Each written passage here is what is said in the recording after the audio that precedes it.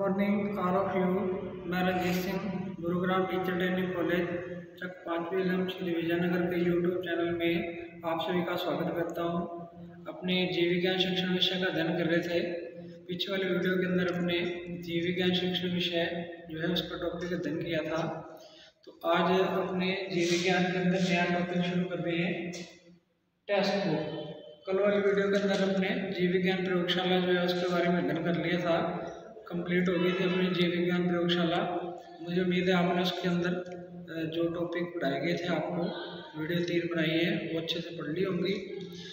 तो आज अपने नया टॉपिक शुरू करेंगे, टेक्स्ट बुक या अपने इसको पाठ्य पुस्तक कह सकते हैं, जीव विज्ञान की पाठ्य पुस्तक। तो कोई भी सब्जेक्ट है अपना, उसका अध्ययन करने के लिए अपने को एक सहायक सामग्री के रूप में पाठ्य पुस्तक की आवश्यकता पड़ती है। तो कोई भी विषय वो पाठ्य पुस्तक के बिना अच्छे से अध्ययन नहीं करवाया जा सकता। उसका शिक्षक के लिए भी पाठ्य पुस्तक आवश्यक होती है और बच्चों के लिए भी पाठ्य पुस्तक आवश्यक होती है। पाठ्य पुस्तक सहायक सामग्री का कार्य करती है और एक निश्चित वे के अंदर या निश्चित प्लान के अंदर उसमें जो विषय वस्तु दी होती है, जिसके हिसाब से जो है शिक्षक अपनी समय सारणी तय करता है और कि कौन सा टॉपिक जो है, कौन सी यूनिट है, कितने समय में करवाई जाएगी और उसमें कौन कौन से भाग होंगे। तो कहने का मतलब है पाठ्य पुस्तक जो है ये एक अनिवार्य अंग है शिक्षण का, ठीक है, सहायक साधन के रूप में हो सकती है। अब सभी विषयों की पाठ्य पुस्तक का महत्व है अपनी अपनी जगह, और सभी विषयों के पाठ्य पुस्तक की जो चयन के सिद्धांत हैं या विशेषताएं हैं वो कुछ कॉमन भी होती हैं, कुछ अलग अलग भी हो सकती हैं। क्योंकि विषय वस्तु अलग अलग है, उसके हिसाब से पाठ्य पुस्तक की विशेषता भी अलग अलग होगी, उसके चयन के सिद्धांत भी अलग अलग हो सकते हैं। अपने जीव विज्ञान का अध्ययन कर रहे हैं तो जीव विज्ञान जो विषय है उसके अंदर जो पाठ्य पुस्तक होती है उसके बारे में अपने अध्ययन करना है भी। उस पाठ्य पुस्तक के अंदर चयन करने के सिद्धांत क्या क्या होते हैं पाठ्य पुस्तक को, फिर पाठ्य पुस्तक की विशेषताएं क्या क्या हो सकती हैं, ये होनी चाहिए। इसके अलावा फिर उसके अंदर उसकी समालोचना आलोचना, मतलब उसके लाभ क्या क्या हैं बच्चों को और उसके माइनस पॉइंट या आपने कह सकते हैं हानि या नुकसान बच्चों को पाठ्य पुस्तक क्या हो सकता है। ये सारी चीज़ें अपने डिस्कस करेंगे पाठ्य पुस्तक के अंदर। तो पहले अपने शुरू करते हैं इसके अंदर जीव विज्ञान की पाठ्य पुस्तक चयन के सिद्धांत, कि जब अपने जीव विज्ञान की पाठ्य पुस्तक का चयन करना है तो कौन कौन से सिद्धांत इसमें लागू करने हैं या कौन कौन से सिद्धांत जो है जिनका अपने को उपयोग करते हुए इसका चयन करना है। तो जब भी कोई शिक्षक जो है पाठ्य पुस्तक का चयन करता है या पाठ्य पुस्तक तैयार की जाती है, क्योंकि पहले विषय वस्तु, उससे पहले हमने पढ़ा था करिकुलम के बारे में भी, करिकुलम का निर्धारण किया जाता है, पहले पाठ्यचर्या निर्धारित की जाती है। जब पाठ्यचर्या निर्धारित हो जाती है तो उसको फिर मुद्रण करके या अपने कहते हैं प्रिंट करके पाठ्य पुस्तक तैयार की जाती है। तो उस पाठ्य पुस्तक को तैयार करने के लिए क्या क्या सिद्धांत अपनाए जाते हैं उसके बारे में अपने अध्ययन करने हैं। तो उसमें पहला सिद्धांत अपने पास आ जाता है मनोवैज्ञानिक आधार। जीव विज्ञान पाठ्य पुस्तक के चयन का पहला सिद्धांत है मनोवैज्ञानिक आधार। तो पाठ्य पुस्तक का जो चयन है मनोवैज्ञानिक आधार पर करना चाहिए, मतलब पाठ्य पुस्तक जो है वो मनोवैज्ञानिक आधारित होनी चाहिए। उसके अंदर मनोविज्ञान जो है उसके नियमों का उपयोग किया जाना चाहिए। छात्रों के जो स्तर है, छात्रों का मानसिक स्तर है, शारीरिक स्तर है, ठीक है, संवेगात्मक स्तर है, उसके अनुकूल होनी चाहिए और मनोवैज्ञानिक आधारों पे उसका चयन करना चाहिए। और ऐसी पाठ्य पुस्तक होनी चाहिए जो छात्रों के अंदर जिज्ञासा पैदा करे, अभी प्रेरणा मिले छात्रों को जिस पाठ्य पुस्तक से, इस प्रकार की पाठ्य पुस्तक का अपने को चयन करना चाहिए। तो मनोवैज्ञानिक आधार का मतलब यही है कि पाठ्य पुस्तक बच्चों के मानसिक स्तर के, शारीरिक स्तर के अनुकूल हो और उनमें मनोवैज्ञानिक दृष्टिकोण उत्पन्न करे, जिज्ञासा उत्पन्न करने वाली होनी चाहिए, अभी प्रेरणा उस पाठ्य पुस्तक से बच्चों को मिलनी चाहिए। तो ये होता है इसका मनोवैज्ञानिक आधार। दूसरा है अपने पास संगठन पाठ्य पुस्तक का। संगठन के अंदर अपने देखते हैं कि इस पाठ्य पुस्तक का आधार जो बेस है, किस बेस पे बनाई जा रही है, उसके अंदर विषय वस्तु जो है उसको किस हिसाब से चयन किया गया, उसके अंदर जो टॉपिक रखे गए हैं उनका स्तर कैसा है, ठीक है, उनका लेवल, फिर उनका क्रम, कठिन से सरल की ओर रखा जाना है या सरल से कठिन की ओर रखा जाना है, यह इसके संगठन के अंदर आता है। फिर इसके अंदर बच्चों की जो बुद्धि है, जो रुचियाँ होती हैं, मानसिक स्तर है, बच्चों की इच्छाएं हैं, उनको आधार बना करके पाठ्य पुस्तक का संगठन किया जाता है। मतलब जब उस पाठ्य पुस्तक को निर्माण करना है, उसका बनानी है, तो उसमें बच्चों की जो रुचियां हैं, उनकी जो बुद्धि है, मानसिक स्तर है, उनकी जो भावनाएं हैं, इच्छाएं हैं, उनको ध्यान में रखते हुए पाठ्य पुस्तक का संगठन करना चाहिए। अगर ऐसा संगठन पाठ्य पुस्तक का है तो वो बच्चों के लिए ज़्यादा फायदेमंद हो सकती है। तार्किक रूप से उसका चिंतन करके फिर उसका संगठन पाठ्य पुस्तक का वो करना चाहिए। उच्च स्तरीय जो कक्षाएं हैं उनमें जो संगठन है पाठ्य पुस्तक का वो तार्किक होना चाहिए, तर्क शक्ति पे आधारित पाठ्य पुस्तक के अंदर जो है विषय वस्तु होनी चाहिए, ताकि बच्चों में तर्क शक्ति का विकास हो, बच्चे तर्क देने की क्षमता का विकास कर सकें अपने अंदर। तार्किक संगठन उच्च कक्षाओं के जो विषय वस्तु की पाठ्य पुस्तकें हैं उनका होना चाहिए। फिर इसके बाद आ जाता है तीसरा अपने पास विषय वस्तु व चित्रों पर ध्यान देना। जब पाठ्य पुस्तक का निर्माण किया जाएगा तो उसके अंदर जो विषय वस्तु होगी उस पर और चित्रों पर विशेष रूप से ध्यान देना है, क्योंकि जीव विज्ञान जो पाठ्य पुस्तक है उसमें चित्र विशेष रूप से उस पर ध्यान देने वाली बात होगी, क्योंकि साइंस का जो जीव विज्ञान विषय है इसके अंदर चित्र ज़्यादा होते हैं। ठीक है, क्योंकि जीवों से संबंधित है और जीवों से संबंधित है और पौधों से संबंधित है, तो इसमें जीवों और पौधों के चित्र जो है वो बहुत अधिक होते हैं। इसलिए जब इस पाठ्य पुस्तक का अपने को चयन करना है तो इसमें चित्रों पे ध्यान देना है कि चित्रों की जो प्रिंट है या छपाई है वो साफ सुथरी होनी चाहिए। उसमें जो नामांकन चित्रों का किया जाता है वो नाम भी स्पष्ट और साफ होने चाहिए इसके अंदर। फिर जो बने हुए चित्र है वो स्पष्ट आकर्षक होने चाहिए। बच्चे जो है जब आकर्षक होंगे चित्र तो उनको अच्छे से समझ सकेंगे, उनमें जिज्ञासा होगी, बार बार उनको देखने की इच्छा होगी चित्रों को। और चित्रों के साथ साथ उनका जो वर्णन है वो भी विशेष रूप से दिया जाना चाहिए, चित्र नामांकित होने चाहिए और जो साफ और कागज है उसके ऊपर चित्रों का मुद्रण किया जाना चाहिए। अगर रंग की आवश्यकता है तो बीच बीच में रंग का उपयोग भी किया जा सकता है। रंगीन चित्र होंगे तो बच्चे उसके प्रति जो ज़्यादा आकर्षित होंगे, बच्चों में जिज्ञासा बढ़ेगी। चित्र फिर आकार की बात करें तो आकार भी चित्रों का थोड़ा बड़ा होना चाहिए। अंदर बड़े होने के साथ साथ निश्चित उनकी स्थिति भी निश्चित होनी चाहिए, मतलब जो टॉपिक है उसके साथ ही उसका चित्र दिया जाना चाहिए ताकि बच्चे उसको आसानी से समझ सकें। तो ये जीव विज्ञान की पुस्तक के अंदर चित्रों का विशेष रूप से ध्यान रखना है। और विषय वस्तु का आपको मैंने बता दिया भी, विषय वस्तु के अंदर जो उसका विषय वस्तु जो है वो बच्चों के मानसिक स्तर के अनुकूल और निश्चित क्रम में दी होनी चाहिए, सरल से कठिन की ओर। पहले सरल विषय वस्तु और उसके बाद कठिन विषय वस्तु जो है वो उसके अंदर दी जानी चाहिए। इसके बाद अपने पास आ जाता है साज सज्जा। पाठ्य पुस्तक के चयन का अगला सिद्धांत है अपने पास साज सज्जा।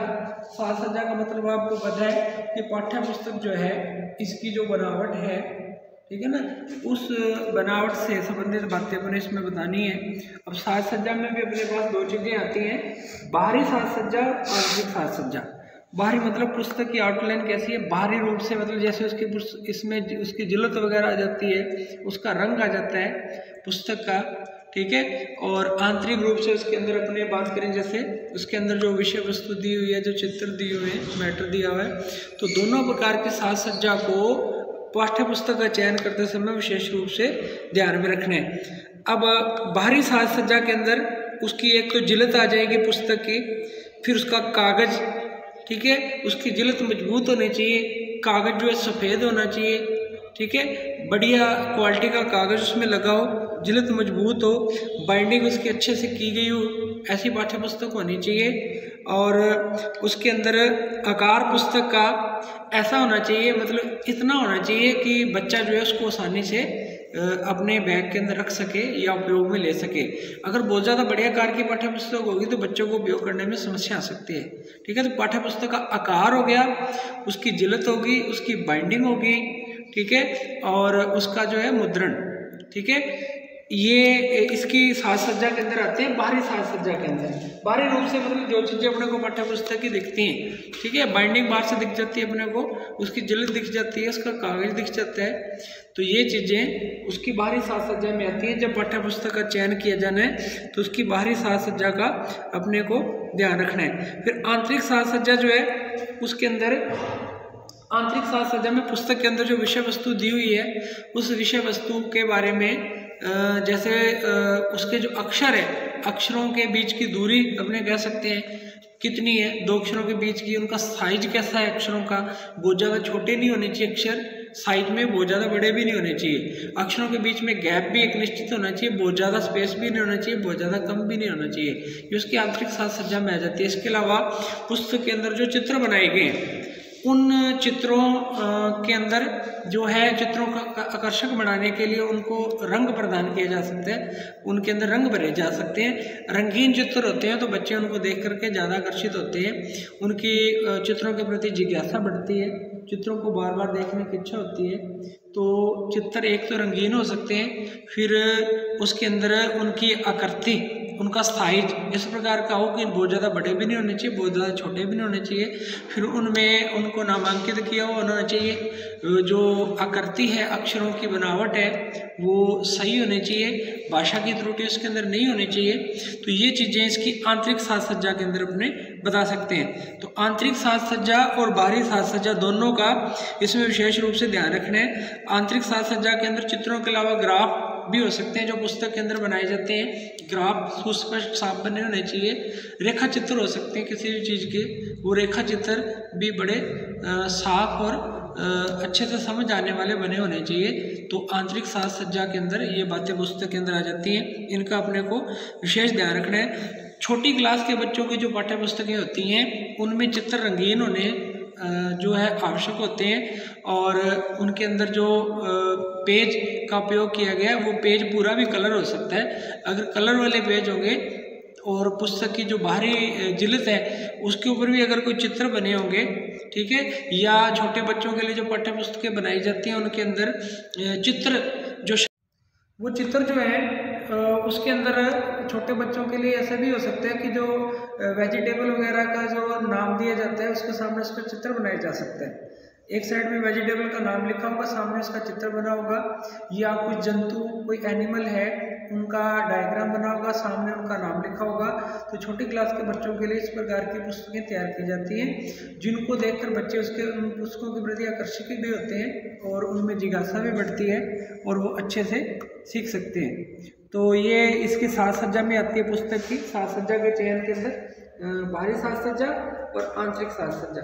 इसके बाद अपने पास आ जाती है शब्दावली।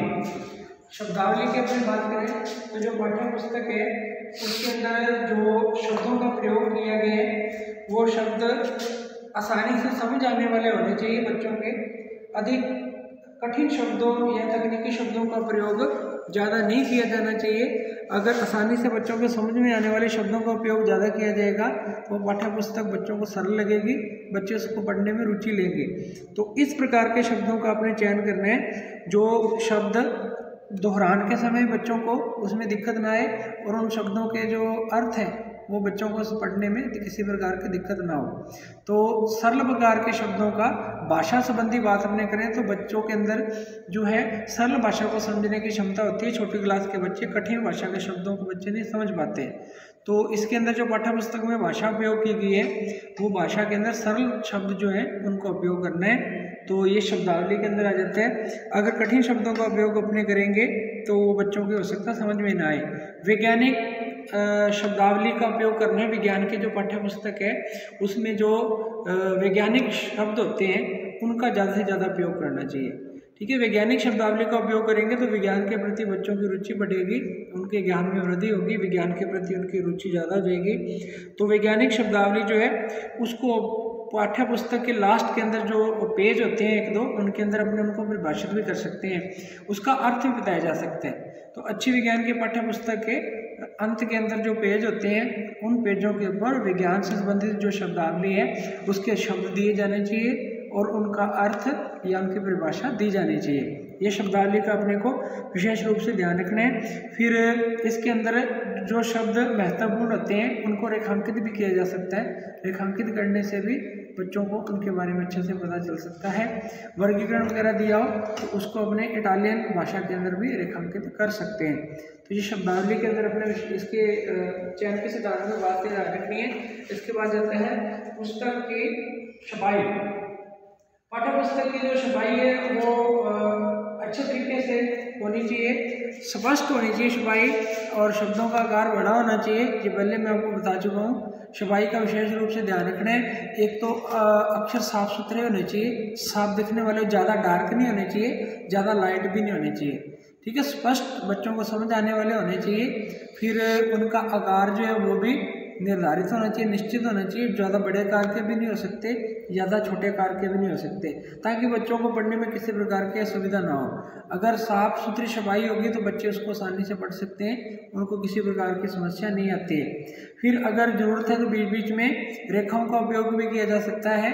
जैसे अपने रेखा चित्र भी बनाए जा सकते हैं। कुछ जगह ऐसे होते हैं कि वहाँ पे अपने संक्षिप्त रूप में दिखाना चाहते हैं किसी विषय वस्तु को, तो अपने उनको रेखांकित भी कर सकते हैं। अगर रेखा चित्र बनाया जाना है तो उसको अपने स्पष्ट साफ सुथरा बनाना है पाठ्य पुस्तक के अंदर, ताकि बच्चे उसको आसानी से समझ सकें। फिर इसके अंदर शीर्षक जो है वो बड़े अक्षरों के अंदर टाइप किया जाना चाहिए। जैसे लेसन का नाम है, पाठ का नाम है, वो थोड़ा बड़े अक्षरों के अंदर होना चाहिए। फिर बीच बीच में जो भी हेडिंग है पाठ्य पुस्तक के अंदर वो थोड़ी सी सामान्य विषय वस्तु से बड़ी होनी चाहिए, उसको रेखांकित भी किया जा सकता है। और जो मुख्य बिंदु होते हैं वो बाकी विषय वस्तु से थोड़े बड़े होने चाहिए आकार में, तो जहाँ के बच्चों को उनको पढ़ने में किसी प्रकार की दिक्कत ना आए। फिर इसके जो है मोटे आकार के, ठीक है, थोड़े बनाए जा सकते हैं अक्षर जो महत्वपूर्ण बिंदु है, या अपने हेडिंग कह सकते हैं, मोटे आकार के हो सकते हैं, रेखांकित भी हो सकते हैं। तो ये हमने इसके अंदर पाठ्य पुस्तक की छपाई की बात करते हैं, उसके अंदर आ जाते हैं। इसके अलावा छपाई के अंदर आपको रंग की मैंने बात बता दी, भी इसकी जो झलक है वो भी रंगीन होनी चाहिए और इसकी छपाई अच्छे से की हो। इसके बाद आता है पुस्तक का लेखक। लेखक की बात करें तो जो पाठ्य पुस्तक है उसका जो लेखक है उसका चयन बड़े ध्यान से करना चाहिए। जब किसी भी विषय की पाठ्य पुस्तक तैयार करनी है तो सबसे मुख्य बात आती है उस पाठ्य पुस्तक का लेखक कौन होगा, ठीक है। लेखक मतलब जो उस पाठ्य पुस्तक की विषय वस्तु को लिखेगा, ठीक है, उसको तैयार करेगा। तो लेखक जो है वो विषय का विशेषज्ञ होना चाहिए, ठीक है। जैसे जीव विज्ञान की पाठ्य पुस्तक तैयार करनी है तो जो लेखक होगा वो जीव विज्ञान विषय का विशेषज्ञ होगा, तो वो जो पाठ्य पुस्तक है वो अच्छे से तैयार कर सकते हैं। अगर अपने विषय का विशेषज्ञ नहीं लेंगे पाठ्य पुस्तक का विषय वस्तु का निर्माण करते समय, तो पाठ्य पुस्तक जो है उसमें ज्ञान अधूरा हो सकता है या बच्चों के समझ में आने वाला नहीं हो सकता है। इसलिए जब भी किसी विषय की पाठ्य पुस्तक का निर्माण करना है तो उसमें लेखक का चयन करते समय ये ध्यान रखना है कि लेखक अनुभवी होना चाहिए, शैक्षणिक और प्रशैक्षणिक योग्यता उसकी पूर्ण होनी चाहिए, ठीक है। अनुभवी का मतलब उसको पाठ्य पुस्तक लिखने का थोड़ा अनुभव होना चाहिए। शैक्षणिक प्रशैक्षणिक योग्यता जो अनिवार्य है उसकी वो पूर्ण होनी चाहिए। उसको शिक्षा के क्षेत्र में अध्यापन का भी अनुभव होना चाहिए, ठीक है। तो वो जो है उस विषय की पाठ्य पुस्तक का अच्छे से विषय वस्तु तैयार कर सकते हैं, ठीक है। इसके बाद अपने पास आ जाता है पुस्तक की कीमत। अब पुस्तक की जो कीमत है इसको भी चयन सिद्धांत में बड़े अच्छे से अपने ध्यान में रखना है। अगर पुस्तक की कीमत बहुत ज़्यादा होगी तो वो प्रत्येक बच्चे की पहुंच से बाहर होगी। पाठ्य पुस्तक की कीमत इस प्रकार की होनी चाहिए या इतनी होनी चाहिए ताकि हर बच्चा उसको आसानी से खरीद सके, अपने अध्ययन में उपयोग में ला सके। तो इसकी कीमत का निर्धारण करते समय बच्चों की तरफ ध्यान में रखते हुए कीमत का निर्धारण करना है ताकि बच्चे जो है इसको आसानी से खरीद सकें और उसका उपयोग कर सकें। अगर पाठ्य पुस्तक की कीमत ज़्यादा है तो बच्चे उसको सभी बच्चे नहीं खरीद पाएंगे और उसका जो है सभी बच्चों की पहुंच तक उसका पहुंचना मुश्किल हो जाएगा। और इसके बाद आ जाता है उदाहरण। उदाहरण के अंदर अपने बता सकते हैं कि जब अपने पाठ्य पुस्तक का चयन करना है तो उसमें जो उदाहरण दिए जाने वो सुस्पष्ट होने चाहिए। पाठ्य पुस्तक के अंदर जो विषय वस्तु दी है उससे संबंधित होने चाहिए और ताकि बच्चे विषय वस्तु को आसानी से समझ सकें, क्योंकि विज्ञान एक ऐसा विषय है जो बिना उदाहरण के समझ में नहीं आ सकता। तो पाठ्य पुस्तक जो है उसके अंदर जो विषय वस्तु दी हुई है उसमें विषय वस्तु के अनुसार जगह जगह पे उदाहरण भी दिए जाने चाहिए। उदाहरण चित्र भी हो सकता है और वैसे भी हो सकते हैं, तो वो उदाहरण के द्वारा बच्चे उसको आसानी से समझ सकते हैं। तो ये अपने पास थे पाठ्य पुस्तक चयन के सिद्धांत। तो किसी भी जीव विज्ञान की पाठ्य पुस्तक का जब चयन करना है तो ये अपने सिद्धांत उसमें लागू करने हैं। पहला अपने पास है मनोवैज्ञानिक आधार, दूसरा अपने पास है संगठन, तीसरा है विषय वस्तु के चित्रों पर ध्यान देना, फिर अगला है साज सज्जा। साज सज्जा में अपने दो चीज़ें पढ़ी हैं, पाठ्य पुस्तक की बाहरी साज सज्जा, पाठ्य पुस्तक की आंतरिक साज सज्जा। फिर अपने पढ़ा इसमें शब्दावली, फिर अपने पास थी पुस्तकों की छपाई, फिर पुस्तक का लेखक, फिर पुस्तक की कीमत और लास्ट में उदाहरण। यह है किसी भी पाठ्य पुस्तक या जीव विज्ञान की पाठ्य पुस्तक चयन के सिद्धांत। तो आज वाली वीडियो के अंदर इतना ही है। कल अपने पाठ्य पुस्तक जो है इसकी विशेषताएं और इसकी उपयोगिता के बारे में अध्ययन करेंगे। आज के लिए इतना ही। Thank you.